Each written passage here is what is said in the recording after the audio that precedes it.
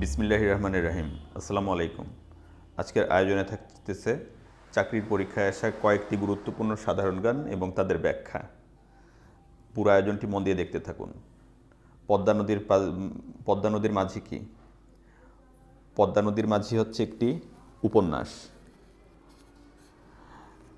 এটি মানিক বন্দ্যোপাধ্যায় রচনা করেছিলেন। পদ্মা নদীর মাঝি উপন্যাসটি রচয়িতা ছিলেন হচ্ছে মানিক বন্দ্যোপাধ্যায়।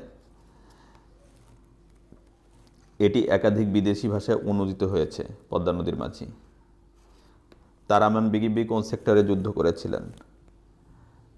মুক্তিযোদ্ধা তারামন বিবি 11 নম্বর সেক্টরে যুদ্ধ করেছিলেন। মুক্তিযুদ্ধে তারামন বিবি এবং সেতারা বেগম ছিলেন বীর প্রতীক্ষাত মুক্তিযোদ্ধা। তারামন বিবি স্বাধীনতা যুদ্ধের সময় 11 নম্বর সেক্টরে যুদ্ধ করেছিলেন।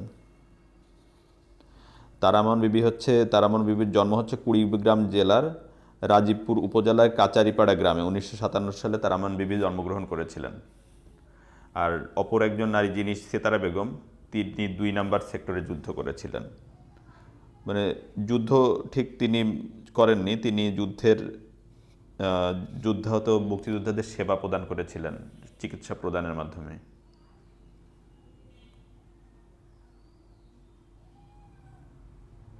সতেরো এপ্রিল পালিত হয় কোন দিবস? 17 এপ্রিল পালিত হয় হচ্ছে মুজিবনগর দিবস।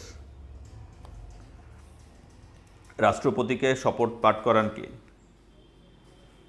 রাষ্ট্রপতিকে শপথ পাঠ করান হচ্ছে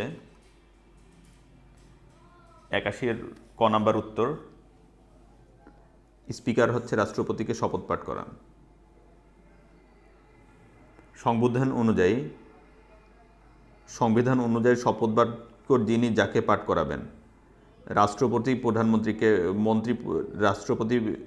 প্রধানমন্ত্রী, মন্ত্রিপরিষদের অন্যান্য সদস্য, স্পিকার, ডেপুটি স্পিকার এবং প্রধান বিচারপতিকে পাঠ করাবেন। আবার পড়ছি, রাষ্ট্রপতি হচ্ছে প্রধানমন্ত্রী, মন্ত্রিপরিষদের অন্যান্য সদস্য, স্পিকার, ডেপুটি স্পিকার এবং প্রধান বিচারপতিকে শপথ বাক্য পাঠ করাবেন। আর স্পিকার পাঠ করাবেন হচ্ছে রাষ্ট্রপতি এবং সংসদ সদস্যদের। আর প্রধান বিচারপতি পাঠ করাবেন হচ্ছে নির্বাচন কমিশনার, পিএসসি এর চেয়ারম্যান এবং সদস্যবৃন্দ এবং অন্যান্য বিচারপতিদের। এটা বারবার শুনবেন অথবা দেখবেন এবং মনে রাখার চেষ্টা করবেন। বাংলাদেশের চামড়া শিল্প নগরী কোথায় অবস্থিত? বাংলাদেশের চামড়া শিল্প নগরী অবস্থিত হচ্ছে সাভারে অবস্থিত।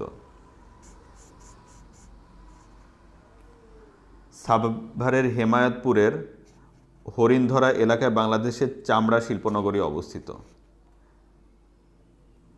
প্রায় 1079 কোটি টাকা ব্যয়ে এটি গড়ে তোলা হয়েছে, এই শিল্পনগরী, চামড়া শিল্পনগরী। বাংলাদেশ বর্তমানে ইউনেস্কো গঠিত কয়টি বিশ্ব ঐতিহ্য রয়েছে? 3টি বিশ্ব ঐতিহ্য রয়েছে এখানের উত্তর, কিন্তু আপনারা যদি আরও এটি উত্তর যদি ভুল থাকে তাহলে আপনারা কমেন্ট বক্সে জানাবেন। বাংলার মুখ আমি দেখিয়াছি, তাই পৃথিবীর রূপ খুঁজিতে যাই না। এই কবিতার কবিকে? বাংলার মুখ আমি দেখিয়াছি, তাই পৃথিবীর রূপ খুঁজিতে যাই না।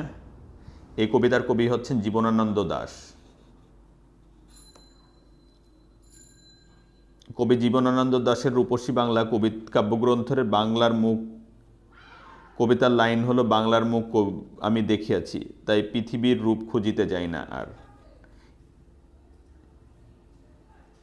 সুতরাং বাংলার মুখ আমি দেখিয়াছি, পৃথিবীর রূপ খুঁজিতে যাই না, এটি হচ্ছে রূপসী বাংলা কাব্যগ্রন্থের বাংলার মুখ কবিতার লাইন।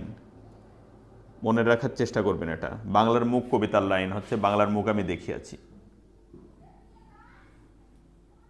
ধন্যবাদ ভিউয়ার্স, আজকের ভিডিওটি এ পর্যন্তই। আমাদের ভিডিওগুলো যদি আপনাদের ভালো লেগে থাকে তবে আমার চ্যানেলটি সাবস্ক্রাইব করুন এবং নতুন নতুন ভিডিওর আপডেট পেতে পাশে থাকা বেল আইকনটি প্রেস করুন। সবাই ভালো থাকবেন, সুস্থ থাকবেন। সবার সুস্বাস্থ্য কামনা করে আজকের ভিডিওটি আমি এখানেই শেষ করছি। আল্লাহ হাফেজ।